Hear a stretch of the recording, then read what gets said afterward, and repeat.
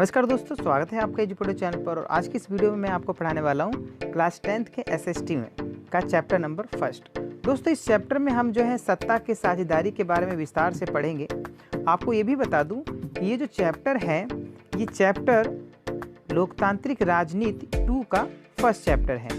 और आपकी जानकारी के लिए बता दूं कि इससे पहले मैंने अर्थशास्त्र के सारे चैप्टर की वीडियो बना दी है और आप में से बहुत सारे लोगों ने, छात्रों ने जो है कि वो देख भी लिया। और जिन्होंने नहीं देखी है वो जाके देख लें, क्योंकि नीचे डिस्क्रिप्शन बॉक्स में उसका लिंक दिया हुआ है। उसके साथ ही जो है कि इतिहास की पूरी सीरीज बनी हुई है, ठीक है, यानी कि अर्थशास्त्र की पूरी सीरीज है, इतिहास की पूरी सीरीज है और भूगोल पे भी आधा काम हो चुका है और आज लोकतंत्र पे हो रहा है। तो दोस्तों चलिए बात करेंगे सत्ता के साझेदारी की, कि किस प्रकार से सत्ता को साझेदारी की जा सकती है या लोकतंत्र में सत्ता की साझेदारी कितनी महत्वपूर्ण है। चलिए शुरू करते हैं। सत्ता की साझेदारी लोकतंत्र का मूल मंत्र है और बिना साझेदारी के लोकतंत्र मजबूत हो ही नहीं सकता। जी हाँ दोस्तों, बिल्कुल ख्याल रखें इस बात का कि सत्ता की साझेदारी का मतलब है शक्तियों का बंटवारा। और कभी भी लोकतंत्र में शक्ति एक हाथ में नहीं होती, शक्तियों का बंटवारा किया जाता है। जैसे सत्ता विधायिका, कार्यपालिका और न्यायपालिका में विभाजित होती है, क्योंकि शक्तियों का समान रूप से बंटवारा कर दिया जाता है और इंडिपेंडेंटली यानी कि स्वतंत्र रूप से तीनों अंग जो है, जैसे हमारे देश में है, वो कार्य करते हैं। इस प्रकार से लोकतंत्र मजबूत होता है। ओके, और एक बात और ध्यान रखें, इन तीनों संस्थाओं को प्रत्यक्ष या अप्रत्यक्ष रूप से जनता नियंत्रित करती है। कौन नियंत्रित करता है? जनता। प्रत्यक्ष रूप से वो होगा जहाँ सीधे जनता जो है कि पार्टिसिपेट करती है, भाग लेती है। अप्रत्यक्ष रूप से वो होता है जहाँ पर जनता अपने प्रतिनिधियों को चुनकर भेजती है। ठीक है, तो भारत में अप्रत्यक्ष रूप से जनता लोकतंत्र में यानी कि शक्तियों में भाग लेती है, जो चुनाव के द्वारा होता है। तो आई होप कि आपको समझ में आएगा। ये चैप्टर का नाम थोड़ा अलग टाइप का है, लेकिन इसे आराम से आप समझ सकते हैं। ठीक है, यानी सत्ता की साझेदारी का मतलब है कि सत्ता यानी शक्ति की साझेदारी। जो भी शक्ति होती है, प्रधानमंत्री या राष्ट्रपति जो बनते हैं किसी भी देश के, ठीक है, उनकी शक्तियों का बंटवारा। तो यहाँ पर आपको समझाने के लिए मैंने 2 उदाहरण जो हैं अच्छी तरह से कंपेयर किए हैं, जो आपकी बुक के अकॉर्डिंग है। सबसे पहले ये कि बेल्जियम, यानी कि बेल्जियम क्या है? ब्रुसेल्स उसकी राजधानी है। बेल्जियम एक देश है और ब्रुसेल्स उसकी राजधानी है। ओके, और एक देश दूसरा है श्रीलंका। आपको एक बात बता दूं कि बेल्जियम यूरोप में पड़ता है। बेल्जियम कहाँ पड़ता है? यूरोप महाद्वीप में। ठीक है, और श्रीलंका कहाँ पड़ता है? भारत के दक्षिण में, जो कि दक्षिण एशिया वाला भाग है। तो दक्षिण एशिया मैंने यहाँ पे लिखा है, यानी एशिया महाद्वीप में पड़ता है। ओके, आगे पढ़ने से पहले आइए इन दोनों के बारे में मैप पर विस्तार से जानकारी ले लेते हैं कि कहाँ पर स्थित हैं। आइए दोस्तों, अब जो है कि विश्व भूगोल में, भौगोलिक में जो मानचित्र है भौगोलिक, गूगल मैप मैंने खोल लिया है और उस पर आपको मैं बेल्जियम की स्थिति दिखाऊंगा। ठीक है, और आपको पहले बता दूं कि ये यूरोप है, ये जो क्षेत्र है ये यूरोप कहलाता है। ठीक है, और इसमें आपके सामने यहाँ पर आप देख सकते हैं 2 देश दिख रहे होंगे आपको, फ्रांस और जर्मनी। तो बेल्जियम इन दोनों के बीच में पड़ता है। मैं थोड़ा जूम करता हूँ और जूम करके आप देख सकते हो, अब बेल्जियम दिखा रहा है। ठीक है, फ्रांस और जर्मनी की तुलना में बेल्जियम काफ़ी छोटा देश है। ठीक है, और ये दोनों देशों के बीच में है और आप इसको अच्छी तरह से देख सकते हो। क्या क्या हिसाब किताब है इसका देखिए। यहाँ पर बेल्जियम के, ठीक है, पूरब में यहाँ पे, ठीक है, 3 पड़ोसी देश हैं।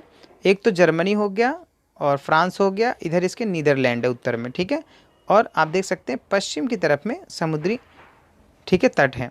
तो बेल्जियम जो है कहाँ पर है ये आप आई थिंक समझ गए होंगे। ठीक है, चलिए अब चलते हैं चैप्टर की तरफ।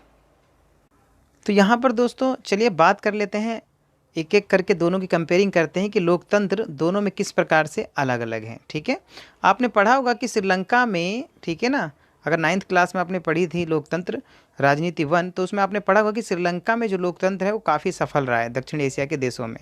ठीक है, तो आइए जरा कंपेयरिंग करते हैं। देखिए, बेल्जियम जो कि आपने मैप पे देखा बहुत ही छोटा देश है, और श्रीलंका आप जानते हैं हमारे पड़ोसी देश है श्रीलंका, तो आप वो सब जानते ही हैं कि कहाँ पर स्थित है।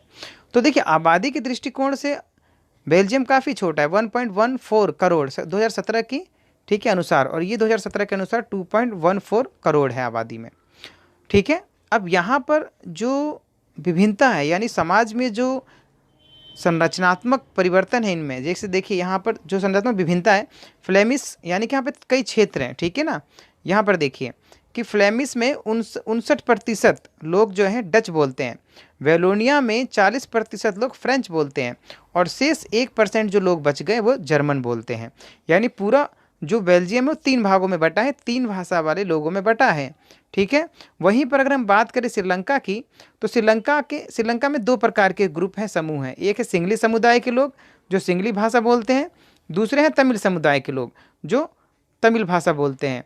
माना जाता है कि जो तमिल है, माना क्या जाता है, ये सच है कि तमिलनाडु से ही जाके बसे हैं वहाँ पर तमिल लोग, ठीक है। उसमें से कुछ अंग्रेजों के ज़माने में गए थे कि जब अंग्रेज थे तो वो जो है कि यहाँ से मजदूर लेके गए थे, तो उनके रूप में वो गए थे और वहीं पे रहते हैं। बाकी जो है पहले से रहते हैं, तो 13% लगभग हिंदू हैं वहाँ पर जो ऑलरेडी वहीं के हैं, और बाकी जो परसेंटेज है वो अंग्रेजों के द्वारा गए वहाँ पर। तो यहाँ पर अब देखिए ये जो भाग है इसको आइए समझ लेते हैं एनसीईआरटी की बुक से, ठीक है, कि किस प्रकार से क्या क्या चीज़ें हैं यहाँ पर। आइए देखिए यहाँ पर आप देख सकते हो ये ब्रुसेल्स राजधानी है बीच की, और ये पीला वाला भाग देखिए ज़रा, ठीक है, ये फ्लेमिश है। क्या ये फ्लेमिश वाला भाग है जहाँ पे डच लोग रहते हैं, जहाँ पे जो लोग रहते हैं वो डच भाषा बोलते हैं, तो ये फ्लेमिश वाला भाग है, देख रहे हो ना, अब लगभग आधा भाग है। दूसरी ओर वेलोनिया जो ये वाला भाग है लाल वाला, इस वाले भाग में जो है कि लोग डच बोलते हैं, सॉरी क्या बोलते हैं, फ्रेंच बोलते हैं, ठीक है। इस वाले भाग में लोग फ्रेंच बोलते हैं, और ये जो येलो वाला भाग है उसमें डच बोलते हैं, ठीक है। तो ये 2 बड़े ग्रुप हो गए थे। और जो जर्मन वाला है, जैसे मैंने आपको बताया कि ये देखिए रेडिश, ठीक है, रेडिश ब्लैक में है थोड़ा, तो ये जर्मन भाषी भाग है, जो 1% वाला भाग है, ठीक है। और राजधानी की अगर बात करें तो राजधानी में मिली जुली भाषा है, ठीक है, राजधानी में मिली जुली भाषा है कि 80% लोग फ्रेंच बोलते हैं, और डच जो है कि उसमें 20% लोग हैं। तो यहाँ पर भाषा के आधार पे काफ़ी जो है विभिन्नता पाई जाती है, तो इसीलिए यहाँ पर सत्ता की साझेदारी काफ़ी परेशानी भरी और समस्या भरी रही। तो देखिए 1970 से लेकर 93 तक बेल्जियम ने क्या किया कि अपने यहाँ पे 4 संविधान संशोधन करके और लोकतंत्र को बहाल करके और मजबूत किया उसको। 4 संशोधन करके उसने वेलोनिया के भाग को, फ्लेमिश वाले भाग को और जर्मन वाले भाग को, सबको जो है बराबर का प्रतिनिधित्व दिया अपनी सरकार में, ठीक है। वहीं पर अगर हम बात करें श्रीलंका की, तो श्रीलंका में इसका उल्टा हुआ दोस्तों। श्रीलंका में 1983 में तमिलों द्वारा, यानी तमिलों ने विद्रोह कर दिया, सशस्त्र विद्रोह मतलब कि वहाँ के सरकार के खिलाफ उन्होंने हथियार उठा लिए। और ऐसा हुआ क्यों? ऐसा इसलिए हुआ कि जो सिंगली समुदाय के लोग थे उन्होंने ऐसे संविधान की रचना की जो सिर्फ सिंगली समुदाय को ही ज़्यादा महत्व देता था, और उनको नौकरियों में, उनको हर जगह जो है कि सहूलियत दी जाती थी, जबकि तमिलों को उपेक्षित किया जाता था। इनको किसी भी प्रकार का अधिकार जो दिया गया था वो बहुत ही कम थे, नाम मात्र के थे, जबकि सिंगली समुदाय को हर चीज़ में बहुत अधिक अधिकार मिले हुए थे। सरकारी नौकरियों में भी, रोजगार के नए अवसर में भी, हर जगह जो है सिंगली समुदाय के लोगों को ज़्यादा अधिकार प्राप्त थे। इसका विरोध तमिल समुदाय बहुत लंबे समय से कर रहा था, और जब उनकी मांगें नहीं मानी गई तो उन्होंने, ठीक है, तमिलों ने क्या किया, इसका विद्रोह कर दिया सरकार के खिलाफ 1983 में, ठीक है। तो चलिए देखते हैं कि वो कौन सा भाग है जहाँ पे सिंगली समुदाय के लोग ज़्यादा थे, और वो कौन से भाग है जहाँ पर तमिल लोग ज़्यादा थे। आइए फिर एक बार एनसीईआरटी का रुख करते हैं, ठीक है। थोड़ा लंबा है वीडियो, लेकिन आपके काफ़ी काम का है। देखिए ये वाला भाग, तो ये जो भाग है ये वाला, ठीक है, ये तमिलों वाला भाग है। आप देख सकते हो, अगर आप ध्यान से देखोगे तो उत्तर पूर्व का भाग है ये। क्या ये ऐसे होता है दोस्तों, ये पूर्व है, ठीक है, और ये उत्तर है, ऊपर की तरफ, नीचे दक्षिण होता है। तो उत्तर पूर्व के भाग में जो इंडिया से, यानी भारत से पास पड़ता है ये वाला भाग, तो इस वाले भाग में जो है कि इस वाले भाग में आप देखोगे कि तमिल ज़्यादा बसे हुए हैं, ठीक है। तो ये तमिल बहुल इलाका था, तो यहाँ के लोगों ने सशस्त्र विद्रोह कर दिया। और ये जो आपको दिख रहा है सारा एरिया, ये वो क्षेत्र है जिसमें सिंगली समुदाय के लोग रहते थे, ठीक है। तो अपने अधिकारों के लिए इन्होंने इन पर सशस्त्र विद्रोह कर दिया, यानी कि अपनी सरकार पर हमला बोल दिया। ओके, तो आई होप कि आपको अब समझ में आ रहा होगा कि क्यों ज़रूरी है। तो यहाँ पर, ठीक है, 2 तरह से लोकतंत्र आप देख रहे हो। एक लोकतंत्र वो जहाँ पर जो समुदाय बहुसंख्यक हैं उन्होंने अपना अधिकार बनाए रखा है और अल्पसंख्यकों का दमन किया एक तरह से। वहीं पर दूसरी तरफ आप देखोगे कि बेल्जियम में दोनों, यानी कि जो धर्म के लोग थे या जो भाषा बोलने वाले लोग थे, ठीक है, यहाँ पर जो है कि उन्होंने 4 संविधान संशोधन करके 1970 से 1993 के बीच में, ये इसलिए इतना लंबा समय कि बीच बीच में जो जो आवश्यकताएं महसूस हुई उसके आधार पर इन्होंने इसमें संशोधन किया और नागरिकों को बराबर अधिकार दिए। ठीक है, तो इसके अनुसार क्या किया इन्होंने, केंद्रीय सरकार में समान प्रतिनिधित्व दिया। ठीक है, जो भी भाषी लोग थे, जिस भाषा के आधार पर विभाजन था, उसके आधार पर केंद्रीय सरकार में समान प्रतिनिधित्व मिला उनको। ठीक है, केंद्र की कई शक्तियां प्रांतीय सरकार के सुपुर्द कर दी गई, यानी केंद्र के पास जो शक्तिशाली केंद्र होता है उसने अपनी बहुत सारी शक्तियां, ठीक है, प्रांतों को दे दी, और इसीलिए दे दी ताकि जो भाषा बोली जाती है वहाँ पर उनका प्रतिनिधित्व बना रहे और उनको समान अधिकार मिले। तो दोस्तों, भले कोई भी ज़्यादा भाषा बोले, अगर आप यहाँ देखोगे तो यहाँ पर आप देखिए 40% फ्रेंच बोल रहे हैं लोग और 59% फ्लेमिश बोल रहे हैं, लेकिन प्रतिनिधित्व तो बराबर मिला है केंद्रीय सरकार में। ठीक है, तो इन दोनों से क्या पता चलता है, आप यहाँ देखेंगे कि सिंगली और तमिल समुदाय दोनों को भारी हानि उठानी पड़ी। इस जो विद्रोह हुआ था इसमें गृह युद्ध चल पड़ा है, गृह युद्ध की चपेट में आ गया श्रीलंका, और 2-2.5 साल तक वहाँ पर, यानी 1.5 साल तक कम से कम वहाँ पर युद्ध चलता रहा, गृह युद्ध, और उसकी वजह से सिंगली और तमिल दोनों समुदाय के लोगों को काफ़ी और भारी हानि चुकानी पड़ी। बहुत सारे लोगों की हत्या हुई और मारे गए बहुत सारे लोग इस युद्ध में। तो यहाँ पर आपको अब एग्जाम्पल समझ में आ गया होगा कि लोकतंत्र के कई रूप हो सकते हैं। देखिए, बेल्जियम में लोकतंत्र मजबूत हुआ और राष्ट्र को एकीकृत किया गया। ठीक है, वहीं दूसरी तरफ श्रीलंका में लोकतंत्र कमजोर हुआ और देश की एकता को खतरा हुआ। ठीक है, देश की एकता को, ठीक है, मतलब खतरा बना रहा कि देश में एकता नहीं हुई। बाद में चलकर जो है थोड़े वो सुधार हुए और तमिलों को भी कुछ अधिकार प्राप्त हुए वहाँ पर। ठीक है, तो आइए अब चलते हैं अब अगले टॉपिक की तरफ, और इसमें पढ़ेंगे लोकतंत्र में सत्ता की साझेदारी के कारण, कि क्या कारण है। तो आपने ये ऊपर पढ़ा, जो यही कारण है कि सभी को संतुष्ट करना बहुत जरूरी है लोकतंत्र में, और सभी के पास शक्तियाँ होनी चाहिए, यानी शक्तियों का बंटवारा किया जाना चाहिए। ठीक है, इसलिए इस चैप्टर का नाम है सत्ता की भागीदारी।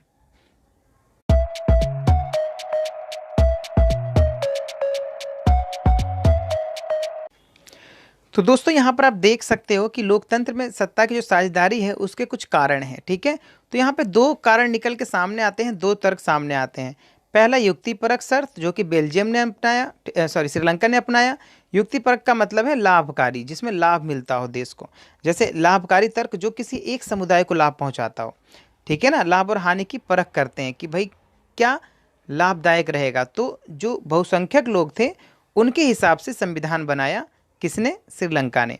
वहीं पर अगर हम बेल्जियम की बात करें तो बेल्जियम ने कौन सा तरीका अपनाया, नैतिक तर्क का, यानी कि जो नैतिकता थी उसके आधार पर उन्होंने सत्ता की साझेदारी की।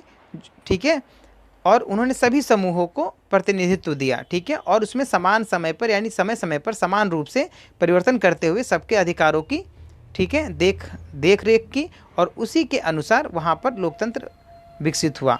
और यही कारण है कि लोकतंत्र वहाँ पर इतने अच्छी तरह विकसित है, और कभी भी वहाँ पर तब से लेकर अब तक कोई गृह युद्ध नहीं हुआ, कोई तनाव नहीं बढ़ा। ओके, तो दोस्तों, जो सत्ता की साझेदारी है उसके कई रूप हो सकते हैं। ठीक है, तो आइए चलिए बात करेंगे उस पर।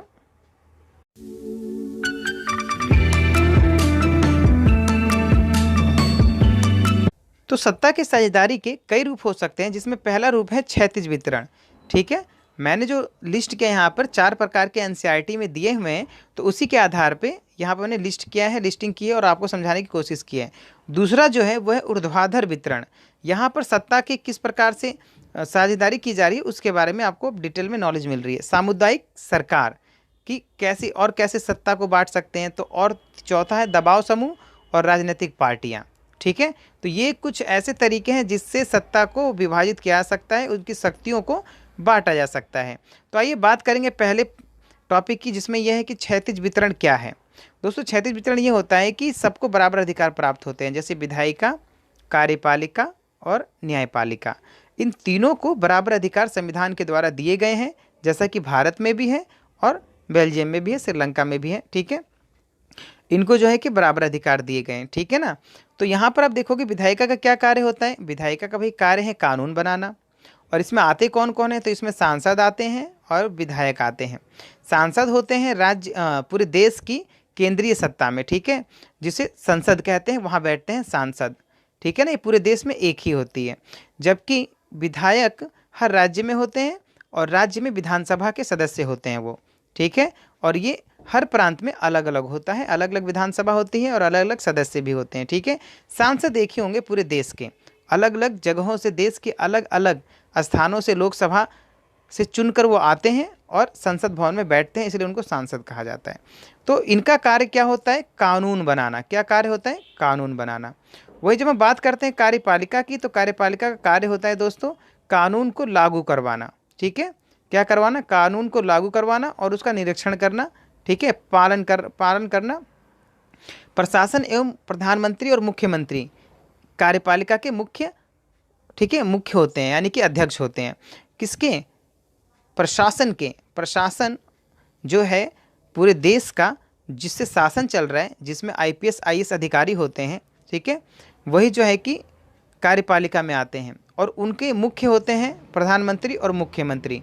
प्रधानमंत्री होते हैं पूरे राष्ट्र के और मुख्यमंत्री सिर्फ राज्य में उनके प्रमुख होते हैं। ठीक है, उसके बाद बात करते हैं तीसरे की, न्यायपालिका की।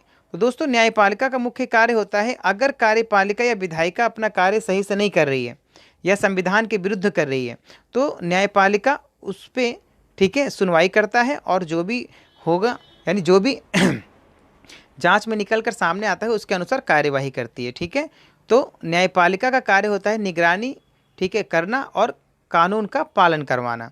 और इसमें मुख्य जो होते हैं वो होते हैं न्यायाधीश। न्यायाधीश इस कार्य को बखूबी करते हैं। ठीक है, तो आपने देखा कि ये क्षैतिज वितरण है, यानी शक्तियों को एक समान बांटा गया है सभी में और सभी एक दूसरे पर अंकुश लगाते हैं। ठीक है, अगर न्यायपालिका जरूरत से ज़्यादा हस्तक्षेप कर रही है तो विधायिका कानून बनाकर उसे रोक सकती है। कार्यपालिका अगर अपना कार्य नहीं कर रही तो विधायिका उस पर कोई कानून बनाकर उस पर जिम्मेदारी डाल सकता है या न्यायपालिका कोई आदेश देकर उसे कार्य करवा सकती है। ठीक है, तो ये एक दूसरे के समान भी हैं शक्तियों में और एक दूसरे पर नियंत्रण भी रखते हैं। आइए बात करते हैं ऊर्ध्वाधर वितरण की। ऊर्ध्वाधर वितरण का मतलब यह है कि भारत में एक केंद्रीय सरकार है जो कि एक शक्तिशाली सरकार है। ठीक है, तो इसमें सत्ता की साझेदारी क्या होती है कि केंद्रीय सत्ता को ज़्यादा शक्तियाँ प्रदान हैं। उसके बाद आती हैं प्रांतीय सरकारें जो हमारे देश में राज्य सरकार कहलाती है। ऐसा ही बेल्जियम में भी है। ठीक है, बेल्जियम में जो प्रांतीय सरकार है वो अलग अलग है। ठीक है ना, यानी उनको भी बराबर के लगभग अधिकार प्राप्त हैं। उसके बाद दोस्तों आते हैं कि हर प्रांत में दो तरह के स्थानीय शासन है। हमारे यहाँ पे नगर पालिका है और गाँव में जिला परिषद है। शहरों में नगर पालिका और गाँव में जिला परिषद। ठीक है, बेल्जियम में सामूहिक सरकार है। बेल्जियम में क्या है? सामुदायिक सरकार। ठीक है ना, बेल्जियम में सामुदायिक सरकार है। सामुदायिक सरकार का मतलब है कि अलग अलग जातियों के लिए भी सरकार है वहाँ पर। ठीक है, अलग अलग जातियों के लिए भी स्थानीय सरकार है उनके पास। जैसे हमारे यहाँ पे नगर पालिका और जिला परिषद है ना, ठीक उसी प्रकार से बेल्जियम में अलग अलग धर्मों के लिए और अलग अलग भाषा बोलने वालों के लिए अलग से स्थानीय सरकार है। ठीक है, जिसे सामुदायिक सरकार कहा जाता है। ओके, आइए बस समझ में। देखिए यहाँ पर सामुदायिक सरकार का क्या मतलब है। सत्ता का बंटवारा जो है कुछ इस प्रकार से होता है कि सामाजिक समूहों में भी हो सकता है, भाषाई समूहों में भी हो सकता है, धार्मिक समूहों में भी हो सकता है और जातीय समूहों में भी हो सकता है। ये सारे जो है सामुदायिक सरकार के, ठीक है, अंग हैं। यानी सामुदायिक सरकार अलग अलग जगहों पे हो सकते हैं, सामाजिक समूहों में, भाषाई समूहों में, धार्मिक समूहों में या जातीय समूह में, जैसे भी वो अलग अलग हैं उन सब में हो सकता है। जैसे बेल्जियम की सामुदायिक सरकार, स्थानीय सरकार जो है ना वहाँ की, बेल्जियम की सामुदायिक सरकार में दोस्तों अलग अलग भाषा बोलने वाले लोगों की अलग अलग सरकार है। पहले ही बता रहा हूँ मैं आपको। ठीक है, अलग अलग जाति धर्म के जो उनकी भाषा है उसके आधार पे बांटा गया है, तो अलग अलग भाषा बोलने वालों के अलग अलग सरकारें हैं। ठीक है, हाँ जी, आप सही समझ रहे हैं। एक समान सरकार नहीं है, अलग जाति वालों की से अलग सरकार है, ऐसे समझ लीजिए। ठीक है, तो वहाँ भाषा के आधार पर अलग अलग सरकार है। अब दोस्तों बात करेंगे चौथे की, यानी चौथा जो पॉइंट है वो है दबाव समूह और राजनीतिक पार्टियाँ।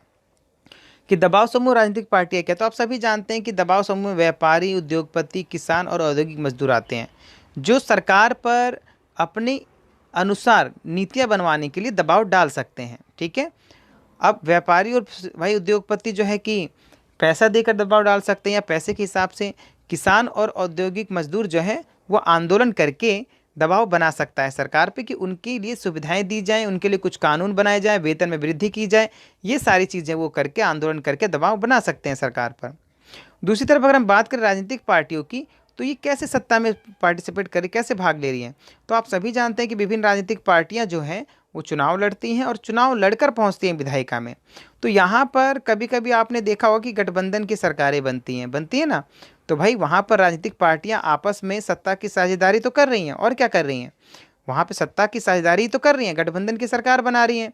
ठीक है, मुख्यमंत्री किसी और दल का बन रहा है, उप मुख्यमंत्री किसी और दल का बन रहे हैं, और अन्य मंत्री किसी और दल के बन रहे हैं। तो इस प्रकार से गठबंधन की सरकार बनाकर भी सत्ता की साझेदारी की जा सकती है।